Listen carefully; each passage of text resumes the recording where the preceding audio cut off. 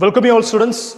In this video lecture, I will give you knowledge of equilibrium of a particle.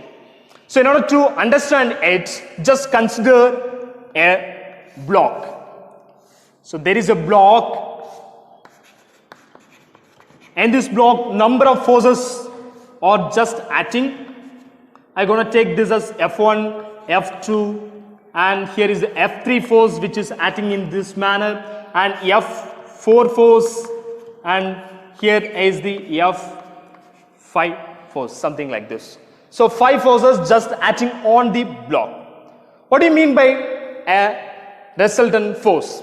Resultant force in the sense it's a single force which replaces all the forces acting on the body and which cause the same effect just like the forces which is acting on the a particle, right? It's a single force which produce the same effect as that the set of force acting on the body.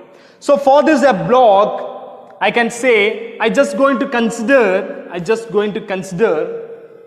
a resultant force of all the 5 forces just acting something like this, with an inclination theta, just a consideration. This is the accurate one, it's the not an actual one, okay? But I'm just going to consider for this is how the resultant force is gonna happen. Because of this resultant force, I can say it disturbs the block, it disturbs the object. So when forces act upon the object, definitely there will be a disturbance. Initially I can say it is in the static position, it's in the static position, and when the resultant force act, just it tries to move.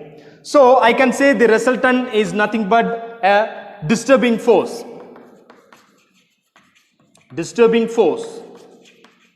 Since it causing the block to move, I gonna say this is a disturbing force. It acts as a disturbing force. Also see, at first just it was in a static position. When the force act upon it, because of the resultant force, it gets moved, right? So I can say it's making or it makes the system unbalanced. The resultant force makes the system unbalanced, make unbalance in the system, right? Fine.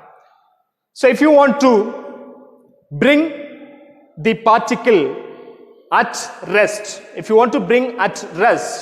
what you can do is we can apply a force, just I can say we can apply opposing force on the resultant, okay? So I can define this as in order to cancel the effect of the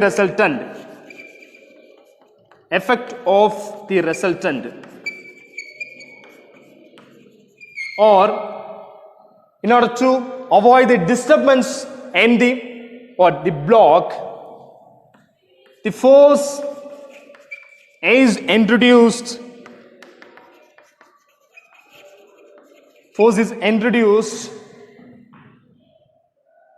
called as equilibriant.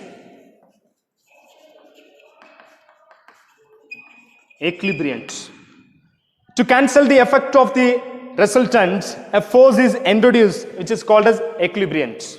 Also we can say the equilibriant as a force or the force which brings the set of force to the rest, or to bring the set of force which brings at equilibrium, then it can be called as equilibriant, okay? So fine. So here I can show the graphical representation. In order to bring this block to a rest, we need to apply a force just like this. The equilibrium force is just like this in the line of action. The equilibrium force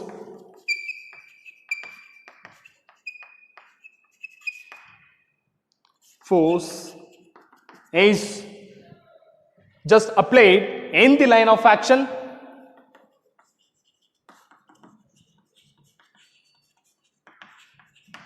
okay, and it is just directed opposite to the order resultant direction. Direction is opposite to resultant, okay. And when you consider the magnitude is same as that of the resultant.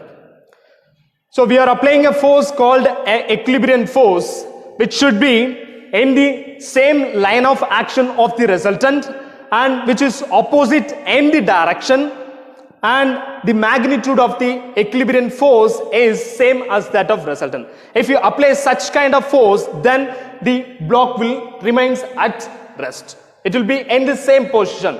There won't be any disturbance. It completely eliminate the effect of the resultant. Okay, so such kind of system or such kind of things we can call it as equilibrium. So equilibrium can be stated as it's the condition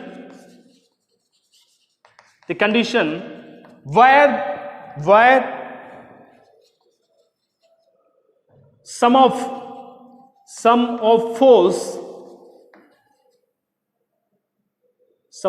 all the forces in the system or the resultant of the force, resultant of all the forces in the system is equal to 0. Is equal to 0. Okay, so we can say if the particle is at rest, it will be continues to be in the rest. If the particle is at uniform velocity, then at the equilibrium condition it will be continues to be in uniform velocity. Okay, such kind of things we can call it as equilibrium. So here comes sum of all the force on a system is equal to 0. If there is a moment,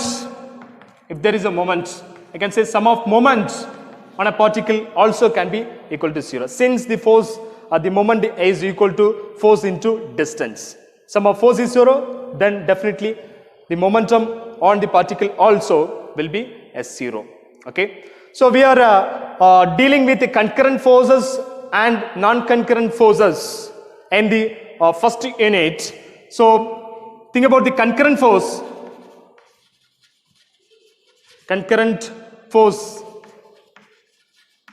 especially in planar or coplanar.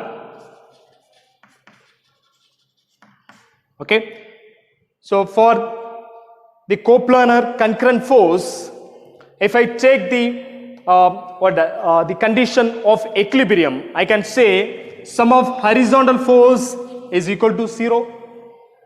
The force which is acting in the x direction,